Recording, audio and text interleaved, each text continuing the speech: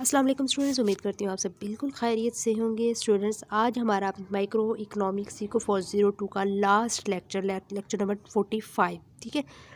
अब इस lecture number 45 में हम क्या पढ़ने वाले हैं, 3-4 चीज़ों के बारे में हम डिस्कस करेंगे। अगर आप चैनल पर नहीं तो प्लीज़ चैनल को सब्सक्राइब कीजिएगा, वीडियो को लाइक और शेयर ज़रूर कीजिएगा। और इस सब के लिए जो है मैंने जितने भी लेक्चर्स आपके लिए बना चुकी हूँ, इन सब के लिए आपको बेस्ट ऑफ लक, पेपर्स के लिए बेस्ट ऑफ लक। और मेरी वीडियो अगर आपको पसंद आई ये थोड़ी सी तो प्लीज़ लाइक तो ज़रूर किया करें और शेयर भी किया करें, और सब्सक्राइब चैनल को कर देंगे तो आपका जो है कुछ नहीं जाएगा, आपके पैसे नहीं लगेंगे। तो हमारे पास पॉइंट है, टॉपिक जो है वो मार्केट्स फॉर फैक्टर्स इनपुट्स का है, वही है जो कि हम प्रीवियस चंद लेक्चर से जो है वो इसको लेके आते जा रहे हैं, पढ़ रहे हैं इसको हम, ठीक है। तो फर्स्ट में हमारे पास आ जाता है factor markets with monopoly power, ठीक है। इसकी जो है हमारे पास डेफिनेशन लिखी गई है, तो हम देखते हैं कि ये एक्चुअली क्या चीज़ है, ठीक है।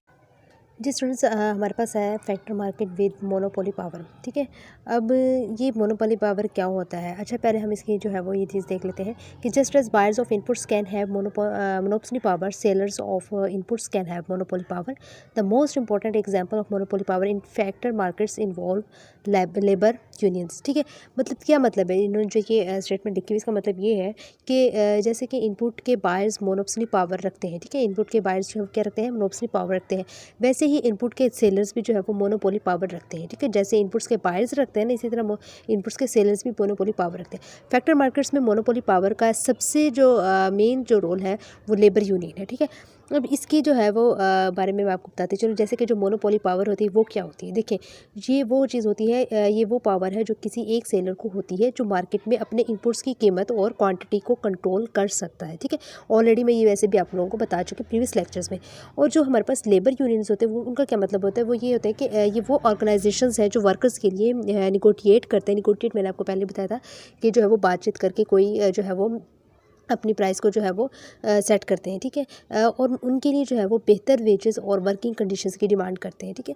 और जो फैक्टर मार्केट्स होती हैं वो मार्केट्स होती हैं जहाँ पर इनपुट्स जैसे कि लेबर हो गया, कैपिटल हो गया और लैंड, ये ख़रीदे और बेचे जा सकते हैं, वो फैक्टर मार्केट्स होता है, ठीक है।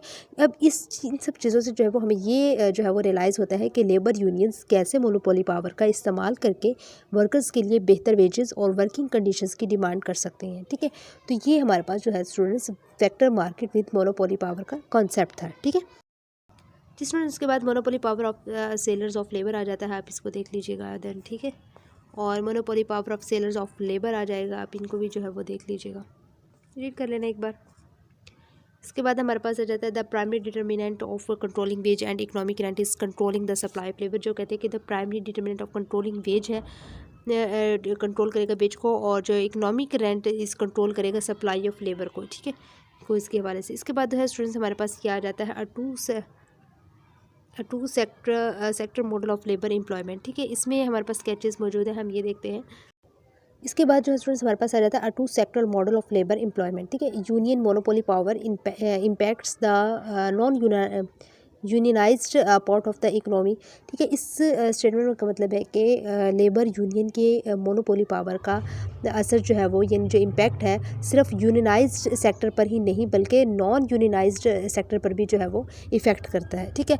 अब जो यूनियन मोनोपोली पावर था, ये वो पावर होती थी जो लेबर यूनियंस को होती है, जो उन्हें वेजेस और वर्किंग कंडीशंस के लिए निगोटिएट करने में जो है वो हेल्प करते हैं, ठीक है।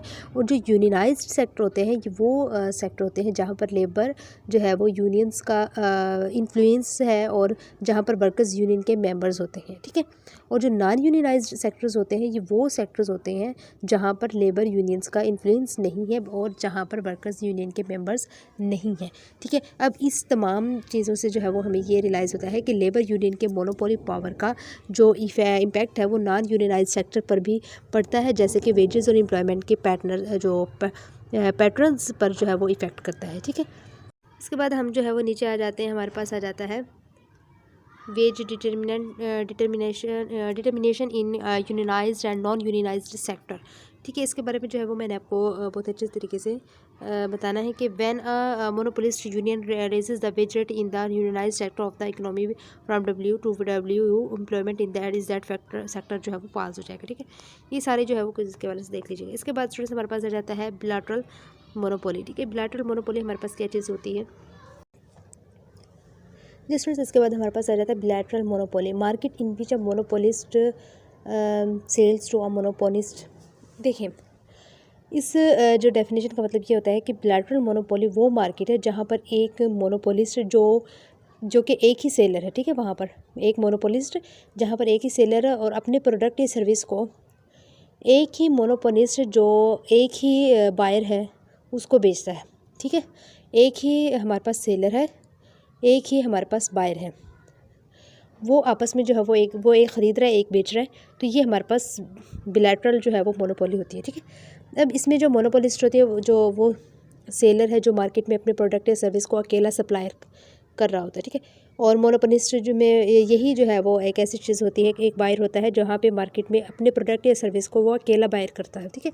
और बिलैटरल मोनोपोली वो चीज़ होती है जहाँ पर हमारे पास मार्केट है जहाँ पर एक मोनोपोलिस्ट और एक मोनोपोलिस्ट के बीच जो है वो ट्रांजैक्शन होता है, ठीक है। तो ये हमारे पास बिलैटरल मोनोपोली होता है, ठीक है। इसके बाद स्टूडेंट्स हम जो है वो यहाँ पे इसका ग्राफ देख सकते हैं और देन हमारे पास आ जाते हैं हम यूनियन ऑब्जर्वेशंस पर। यूनियन ऑब्जर्वेशंस पे हमारे पास क्या चीज़ें मौजूद हैं और 3 क्वेश्चंस हमारे पास मौजूद हैं कि कौन जो है वो विन करेगा, ठीक है। तो इसके हम जो है वो इसका सोल्यूशन पहले चेक करते हैं, ठीक है। इसके बाद हमारे पास स्टूडेंट्स ऑब्जर्वेशंस आ जाती है कि hiring without union monopoly power, MRP marginal revenue product is equal to ME marginal expense at 20 workers and W यानी जो कि वेज है is equal to $10 per hour है। और यूनियंस ऑब्जेक्ट है हमारे पास MR इज इक्वल टू यानी marginal revenue is equal to marginal cost at 25 workers and W is equal to $19 per our. Who will win, वो कहते हैं कौन जो है वो इनमें से विन करेगा।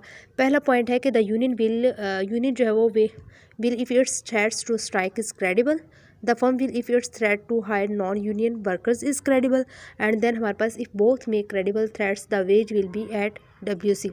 मतलब क्या हुआ, देखिए इस ऑब्जर्वेशन में जो है वो हम ये देखते हैं कि यूनियन और फर्म के जो बीच जो है वो वेज की बार्गेनिंग कैसे होती है, ठीक है।